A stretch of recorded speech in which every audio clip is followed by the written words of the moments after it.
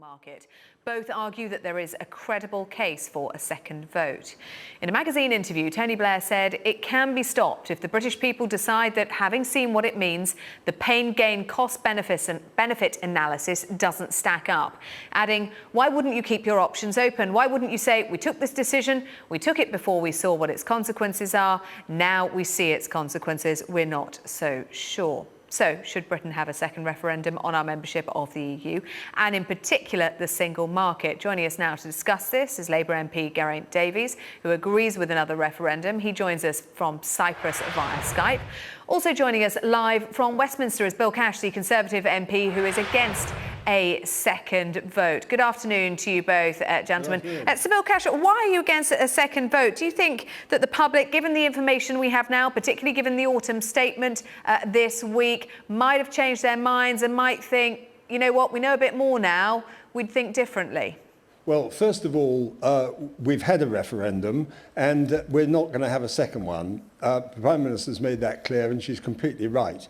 The fact remains that over a week ago, 68% said they wanted to leave the EU. That's up from 52% in the referendum itself.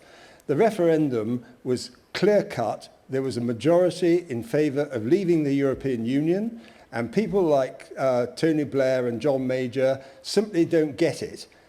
In fact, Tony Blair himself promised a referendum and then he didn't give us one. So for practical purposes, these people are past failures. Geraint Davies, let's put that to you. Tony Blair and John Major just don't get it. And actually more people now than at the time of the referendum want to see us out of the EU. Well, I don't think that's true after the autumn statement. I think the silent majority is saying they're not going to get what they were promised. They're going to be worse off by £1,000 of debt. Their incomes have been cut by 5% by inflation. And they want to have the last say on the deal. My pledge is that we should try and allow the people to have the final word on the deal, not for that deal to be decided behind closed doors, because it's simply not what people were promised. And this is a big decision and we should put it back to the people. Bill Cash, I mean, when it came to the vote back in June, we didn't really know what we were voting for, did we? Oh, yes, and actually, does anybody know what we were voting for? David Davis, this week in Strasbourg, accused by the EU of not even understanding what Brexit means. Absolutely not. The fact is that people did understand, and there were 62% in my constituency said that they wanted to leave, and the majority was significant. But you know something? But wanted to leave in order to have what kind of deal with the EU? Well, if we go back to what you were just saying about the autumn statement and the Office of Budget Responsibility, and then the Institute of Fiscal Studies, I think they're called, who are heavily subsidised, by the way, by the EU and the EU institutions.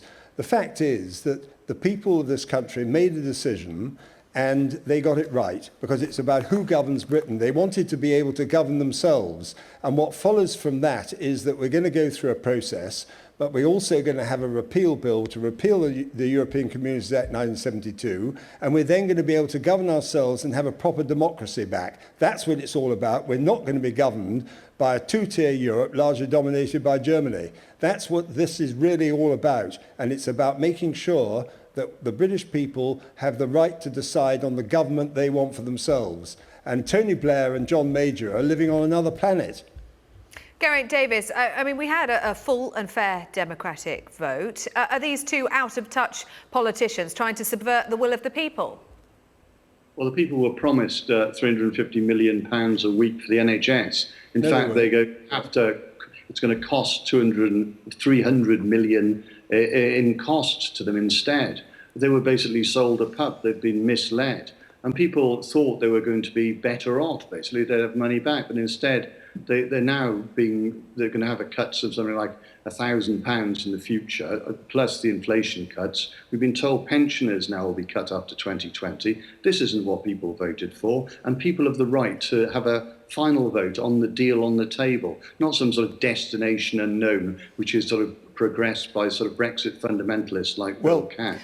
People have a proper say on the deal on the table, and it's their deal, and not just to be done in private rooms by Bill and his mates. Well, Well, could I just add to that, just one point? If you actually look at what's happened with Nissan, GlaxoSmithKline, what we've just heard from Jaguar, what we've heard from one company after another, they want to do deals with the United Kingdom.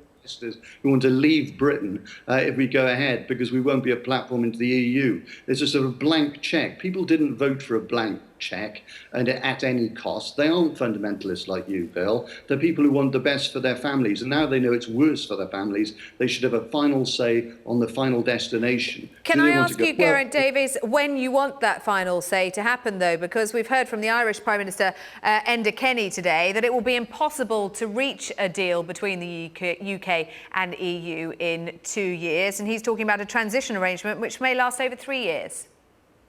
Well, first of all, the Article 50 shouldn't be triggered until the end of next year, because as soon as we do that, we give in our EU membership, which means we've got no negotiating power, and the 27 EU states will decide what they want to give us, which will probably be bad because they don't want anyone else to leave.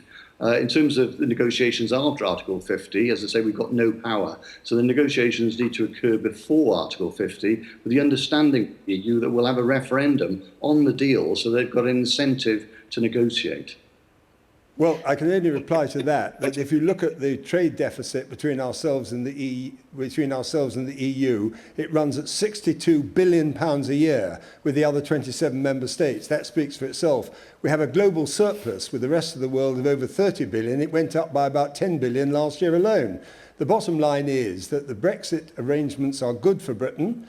It's about returning, as the British people have said, to the people governing themselves through general elections, and people can decide at general elections whether or not they want a government or they want to be able to govern themselves. And I'll say one last thing, and that is that with the EU, you don't govern yourself, because all the laws that come pouring in come from Brussels and decided by majority vote of other countries.